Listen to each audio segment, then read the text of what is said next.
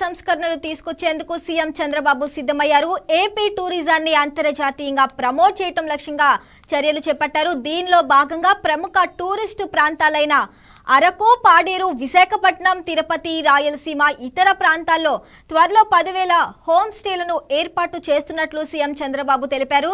Right, ఇక దీనిపై మరింత సమాచారం మా స్పెషల్ కరెస్పాండెంట్ రాజేష్ అందిస్తారు. రాజేష్, చెప్పండి, అసలు దీనిపై మీ దగ్గర ఉన్న అప్డేట్స్ ఏంటి?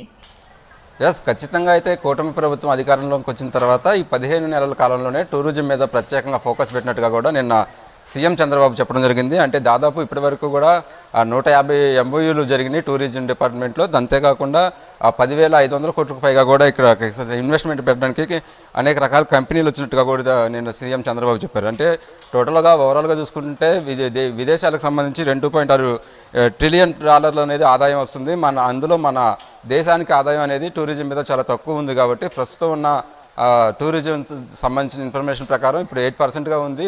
టోటల్గా దాన్ని 20%గా కూడా పెంచే విధంగా టూరిజంలో కొన్ని పాలసీలు తీసుకొచ్చాం. కాబట్టి ఆంధ్రప్రదేశ్లో అనేది టూరిజం డెవలప్మెంట్ అవ్వడానికి అనేక అనుకూలమైన వాతావరణం ఉందని కూడా నేను సీఎం చంద్రబాబు చెప్పడం జరిగింది. పూర్తిగా చూసుకుంటే ఇప్పటివరకు కూడా టూరిజంకి సంబంధించి ఎక్కువ దేవాలయాలను విజిట్ చేస్తూ ఉంటారు. ఇంకా దేవాలయాలతో పాటు మరికొన్ని ప్లేసులను కూడా సెలెక్ట్ చేశారు. దానికి సంబంధించి కూడా నిన్న పూర్తిగా టూరిజం మీద డెవలప్ అయ్యే విధంగా కూడా 2024 నుంచి 2029 వరకు కూడా టూరిజం పాలసీలను తీసుకొచ్చారు. ఆ పాలసీలో భాగంగా కొన్ని ప్రాంతాలను కూడా సెలెక్ట్ చేయడం జరిగింది. అంటే పూర్తిగా ఆంధ్రప్రదేశ్కి వచ్చేసరికి అటు సంస్కృతి సాంప్రదాయాలతో పాటు కొన్ని విజిట్ ప్లేస్లు ఉన్నాయి. అంటే టెంపుల్ టూరిజం, ఎకో టూరిజం లాంటి ప్రాజెక్టులకు ప్రాధాన్యం ఇస్తూ కూడా కొన్ని పూర్తిగా అనుకూలమైన వాతావరణం ఉన్న ప్లేసులు కూడా సెలెక్ట్ చేశారు. ఇక ప్రధానంగా చూసుకుంటే టెంపుల్స్కి సంబంధించి తిరుమల తిరుపతి దేవస్థానం కావచ్చు, అన్నవరణం కావచ్చు, అలాగే కొన్ని ఆంధ్రప్రదేశ్లో బుద్ధిస్ట్ ప్రాంతాలు ఉన్నాయి కాబట్టి వాటిని కూడా టూరిజం ప్లేస్గా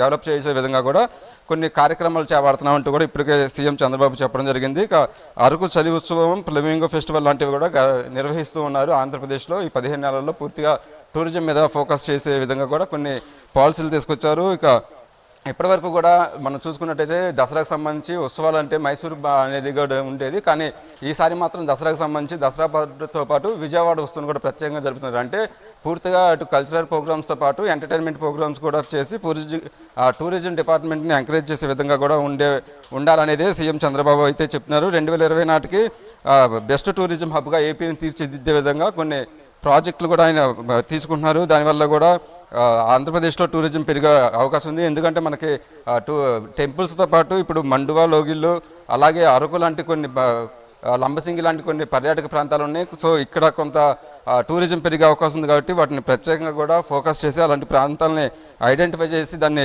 డెవలప్ అయ్యే విధంగా కూడా ఉంటుంది. ఎందుకంటే ఇప్పటికే టూరిస్టు ప్రాంతాలైన అలాగే అరకు కానీ, పాడేరు కానీ, విశాఖపట్నం కానీ, తిరుపతి కానీ, కొన్ని ప్రాంతాల్లో రాయలసీమ ప్రాంతాల్లో కూడా 10,000 హోమ్ స్టేలను కూడా ఏర్పాటు చేయనున్నట్టు సమాచారం అందుతుంది. దాని గురించి అప్డేట్ ఏంటి?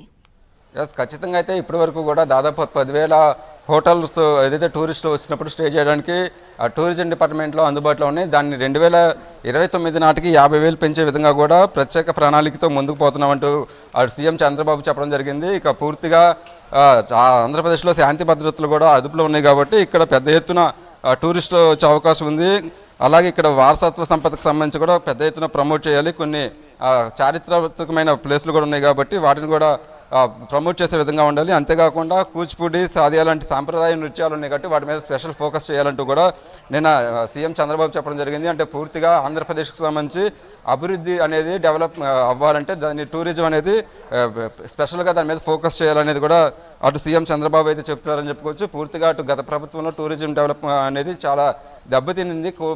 కూటమి ప్రభుత్వం వచ్చాక అటు సీఎం చంద్రబాబు అలాగే డిప్యూటీ సీఎం పవన్ కళ్యాణ్ ఆధ్వర్యంలో దీన్ని డెవలప్ అయ్యే విధంగా కూడా ఉంది. ఎందుకంటే ఆంధ్రప్రదేశ్లో అనేది అభివృద్ధి చెందుతున్న రాష్ట్రం. ఇక్కడ పూర్తిగా మౌలిక సదుపాయాలు ఉన్నాయి, పెట్టుబడులు పెట్టడానికి అనుకూలమైన వాతావరణం ఉంది. సముద్ర తీరం కూడా ఆంధ్రప్రదేశ్కి భారతదేశంలో 2 ప్లేస్లో ఉంది కాబట్టి అన్నీ కూడా అనుకూలంగా ఉంటాయి. కాబట్టి అన్ని ప్రాంతాలను అభివృద్ధి చేసి టూరిజం మీద స్పెషల్గా ఫోకస్ చేయాలి. ఎందుకంటే టూరిజం ఇన్కమ్ అనేది ఆంధ్రప్రదేశ్ అభివృద్ధికి చాలా ప్రధాన కారణంగా ఉంటుంది కాబట్టి దాన్ని డెవలప్ చేయాలని కూడా సీఎం చంద్రబాబు చెప్పారు. అంతేకాకుండా దానితో పాటు ఫుడ్ను కూడా ప్రమోట్ చేయాలి. ఎందుకంటే ఆంధ్రప్రదేశ్లో అటు దేవాలయాలకు సంబంధించి కూడా కొన్ని స్పెషల్ ప్రసాదాలు నైవేద్యాలు కూడా పెడతారు కాబట్టి వాటి టేస్ట్ అనేది అందరికీ తెలిసే విధంగా టూరిస్టులు అనేది ఫుడ్డీస్గా ఉంటారు కాబట్టి వాళ్ళని కూడా ప్రసాదాలను కూడా వాళ్ళకి రుచి చూపించి అంటే పూర్తిగా ఫుడ్ మీద కూడా ప్రత్యేక కాన్సన్ట్రేషన్ చేసి దాన్ని డెవలప్ అయ్యే విధంగా ఉండాలి. ఎందుకంటే ఇప్పుడు తిరుపతి దేవస్థానానికి సంబంధించిన లడ్డు కావచ్చు, అన్నవరానికి సంబంధించిన ప్రసాదాలు ఇవన్నీ కూడా స్పెషల్ టేస్ట్గా ఉంటాయి. అంతేకాకుండా ఇక్కడ సాంప్రదాయక వంటకాలు ఉన్నాయి కాబట్టి వాటిని కూడా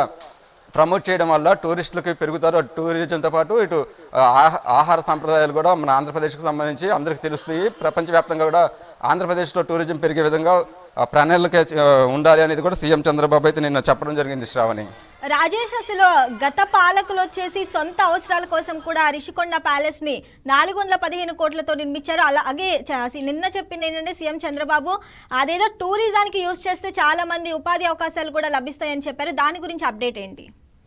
ఖచ్చితంగా అయితే ఏదైతే రుషికొండ ఉందో రుషికొండకు సంబంధించి కూడా అక్కడ పర్యాటక రంగం డెవలప్ అవుతుంది. అటు వైజాగ్లో తీర ప్రాంతం ఉంది. పూర్తిగా అటు రుషికొండ నిర్మించి 450 కోట్లతో అక్కడ అప్పుడు మాజీ సీఎం జగన్మోహన్ రెడ్డి అక్కడికి మళ్ళీ అధికారంలోకి వస్తే అక్కడికి వెళ్ళే విధంగా కూడా ప్రణాళికతో సిద్ధం చేశారు. కానీ అది పూర్తిగా కొంత అక్రమాలకు ఉంది. దాంతోపాటు కొన్ని పొల్యూషన్కి సంబంధించిన పరిస్థితుల్లోనే అంటే దాదాపు 450 కోట్లు వృధాగా పెట్టారు. ఆ వృధాగా పెట్టిన ఖర్చు ఏదో నిరుద్యోగ యువత మీద పెడితే వాళ్ళకి కొన్ని అవకాశాలు కూడా కల్పించే అవకాశం ఉండేది. కొన్ని కంపెనీలు కూడా వచ్చాయి. కాకుండా ఇవన్నీ ఏమి చేయకుండా పూర్తిగా అవినీతి అలాగే కొంత అక్రమాలుగా కూడా అక్కడ జరిగింది. అంటే పూర్తిగా గత వైసీపీ పాలనలో శాంతి భద్రతలు అనేది కూడా దెబ్బతిన్నాయి.